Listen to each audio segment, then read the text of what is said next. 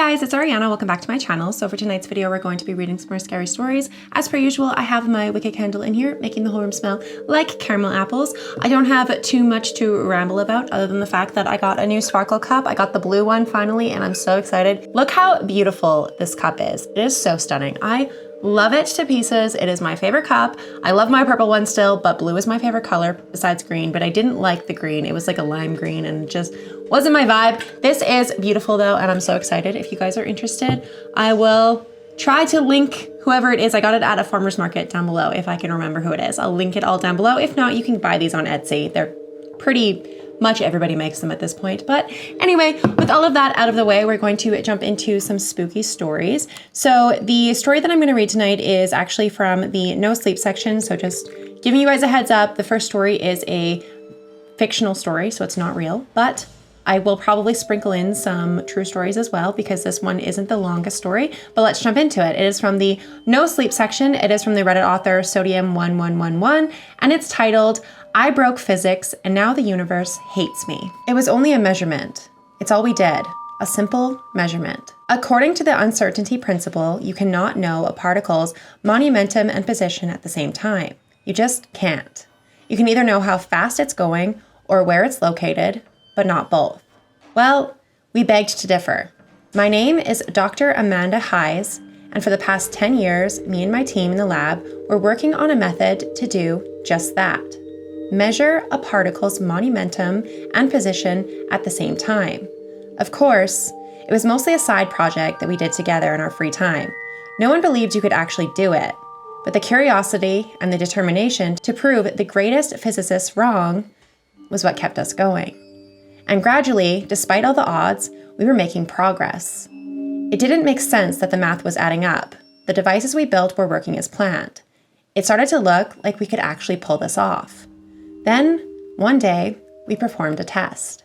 We suspended an electron between multiple electromagnets, so it essentially hovered there. One device was measuring the electron's velocity in real time, both magnitude and direction, in extreme precision, for every Planck time.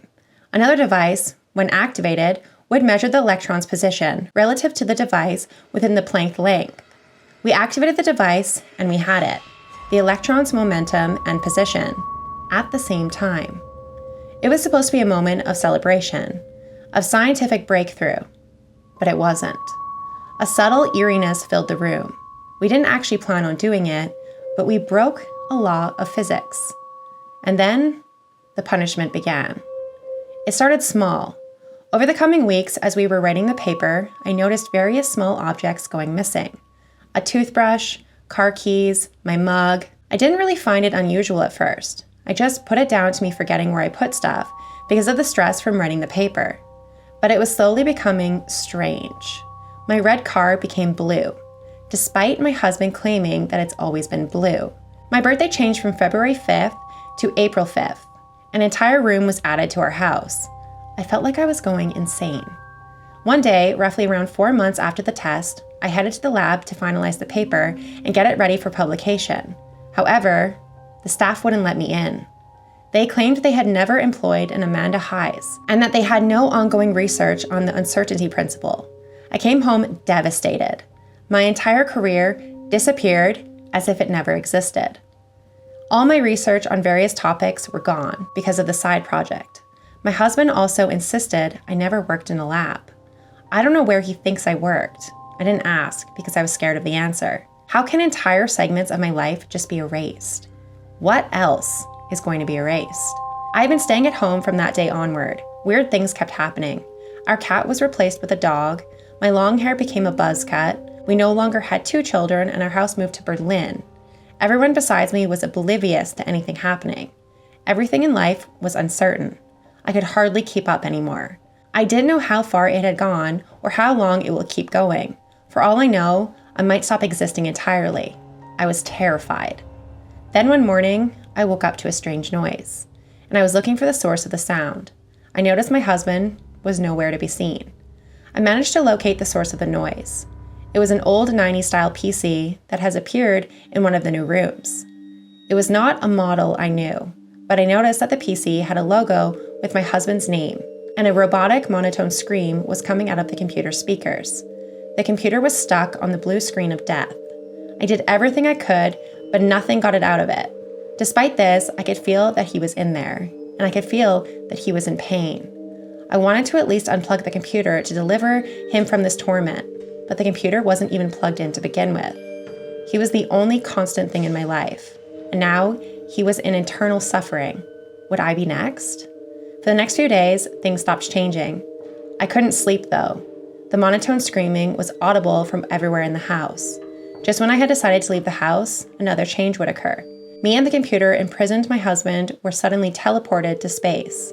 The screams kept going, of course. I don't know how I can still hear him. I don't know how I can still breathe. I don't know how I can still access the internet.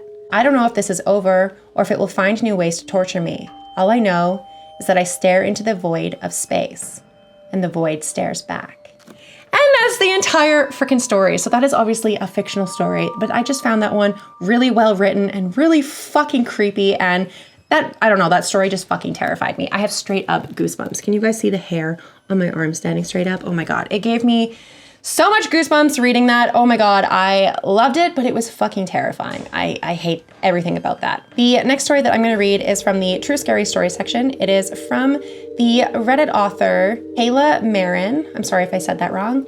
And it's titled, My Creepy Online Encounter.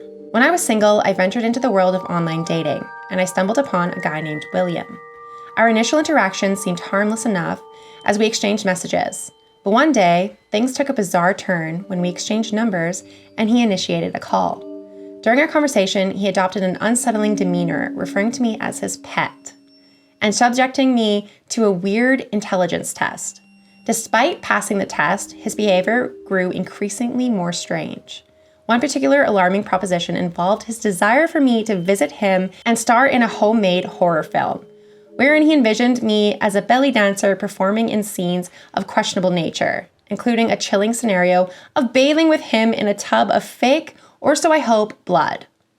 His unsettling ideas even extended to plans to lure me into the woods to experiment with hypnosis using an emerald necklace. Feeling deeply unsettled, I made the decision to sever ties with him.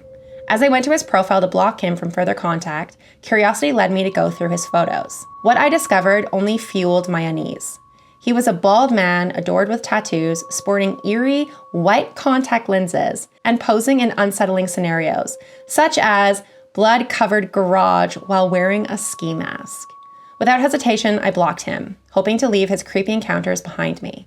Years later, though, just when I thought I had escaped his eerie presence, fate threw an unexpected curveball. While I was driving home from the mall, a vehicle pulled up beside me. And to my horror, it was William. His eerie grin and knowing wave sent shivers down my spine. I watched him as he sped off. The memory of our strange conversation and his eerie demeanor came flooding back to me. That night, I made sure all of my doors were locked and I double-checked all my windows. I couldn't help but wonder what could have happened if I had agreed to meet him in person, but I was grateful for my instincts that led me to block him all of those years ago. From that day on, I was more cautious about who I interacted with online, realizing that not everyone is who they say they are. And that is just super creepy. So that is a true story, and I hate that so much. Thank you so much for allowing me to read your story. That is just unsettling, super creepy, and I'm glad you followed your instincts and you didn't meet someone like that, because that's just really creepy, and I don't love that for you. That's a little traumatizing, so I'm glad you're okay though, but that is really freaking creepy. The next one is also from the True Scary Story section. It is from the Reddit author Super Trooper Gaming, and it's titled, I Think I Was Almost Attacked by a Bear. This story takes place when I was around 10 years old. I'm 16 now, but my sister and I like to look back on this a lot. I used to live in a small neighborhood located in a lower part of my town. The area was relatively quiet at night, although the street was poorly lit, especially at the end where the street lamps were broken. On the right side of the street, there were 4 smaller houses, and on the left side, there were 3 slightly larger ones. At the end of our street, there was a small wooded area next to our neighbor's house, which was the largest one in the neighborhood. I'll refer to it as Mr. H's house. One weekend night during the fall, my 2 sisters, aged 8 and 6 at the time, and I were playing outside, running up and down the street, and I'll refer to my sisters as S and L. I recall walking to the end of the street and standing under a broken street lamp, which was buzzing and flickering. Across the street was Mr. H's yard, which was dark, and the street lamp above wasn't helping at all. As my sisters were talking, I heard a loud rustling coming from the yard. I shushed my sisters, and I moved closer to see if I could make anything out. At the back of his yard, I could see movement coming from a group of bushes. It went on for a few seconds before something stepped out. It was hard to make out, but it looked like some kind of bear. We do have black bears here, but you don't see them very often. At the time, I thought it was a werewolf. I know I'm kind of being ridiculous. The bear stood up on his hind legs and looked around. It had matted dark brown fur, but it was hard to see well in the dark. I'd estimate it was around 7 feet tall, standing up, and I was frozen in fear. But then S decided to call out to it. "Mr. H, is that you?" She yelled into his yard. I don't know why she thought the animal was Mr. H, but that's not important, because the bear stopped what it was doing, got back down on all fours, and then stared at us for a couple of seconds. It was so quiet for a moment that we could hear it huffing and sniffing. The bear began walking towards us at a pretty good pace. But this is usually when fight, flight, or freeze would kick in. Well, being 10, I chose flight. I grabbed my sister's hand and we began bolting down the street with them. I don't know why the bear stopped pursuing us, but when we got to our house at the beginning of the street, it wasn't there anymore. We banged on our door and our parents let us in. Of course, they didn't believe us. And when we told them that there was a werewolf in Mr. H's yard. I'm not sure if the story really fits here, but it was terrifying for me. We were lucky that the bear didn't chase us because we wouldn't have been able to outrun it. In the end, we all lived happily ever after, but still really creepy. So definitely be careful, especially if you have bears in your area. Maybe don't go wandering into the wooded section. Don't go looking for trouble. That is really, really scary, and that is obviously not a paranormal story, but it's still a really bear-aware story. Be bear-aware if you guys are going into the woods. The next story that I'm going to read is from the True Scary Story section, and it's from the Reddit author Johns_, and it's titled, "A Spirit Possesses as My Mom Tried Luring Me Downstairs to Her." So I think it's meant to say a spirit was mimicking their mom and was trying to lure them downstairs. This took place a couple of years ago when I was 13. I was living in a 2-story house with my parents and older sister. For some quick context, you need to know how our house's layout was a little different. All the bedrooms were upstairs, and the master's bedroom was down a hallway that had railings on the side that gave a clear view from the stairs and vice versa. Now, it was around midnight when I just came out of the bathroom. I decided that I was going to go downstairs to the kitchen to grab a water bottle before going to bed. As I approached the stairs, I noticed all the lights downstairs were turned off. Before I had entered the bathroom, my mom was downstairs and the lights were on. At the time of this, I was still scared of the dark, so I decided to just look down from the railing to make sure the coast was clear, as I mustered up the courage to go down the stairs. Suddenly, I hear a woman talking quietly, in a foreign language. She sounded like my mom, but not entirely. And although I'm not completely fluent in my native language, I can't decipher a single word being spoken. Even then, who would she be talking to? My dad is upstairs in their bedroom, and if she's on the phone, why is she on the phone in the dark? Trying not to think too much of it, I just called out, "Mom?" The voice stopped immediately. I approach the stairs and I take a few steps down, trying to get a better look, and I call out again, "Mom, is that you?" "Sam," she finally speaks. "Mom, what are you doing? Where are you?" Although she still doesn't quite sound like my mom, I think nothing of it and descend a few more steps to try to see her. She said, "Come downstairs."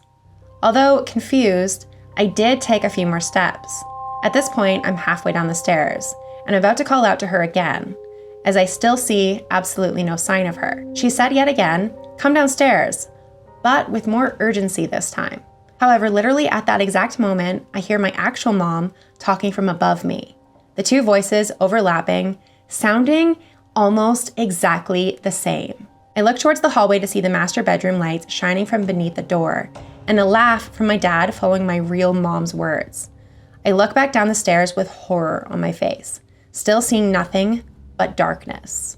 As I turn around to run back to my room, I hear a woman laughing, no longer sounding anything like my mom. I race back to my room safely and texted my family after confirming with my sister and parents that they all claimed to have been in their rooms at that exact moment. I firmly believe that night that there was a djinn waiting for me in our kitchen. I had previously experienced with a female voice spirit talking and trying to harass me. I'm not sure if she was just trying to scare me with all of these moments or if she had something in mind planned.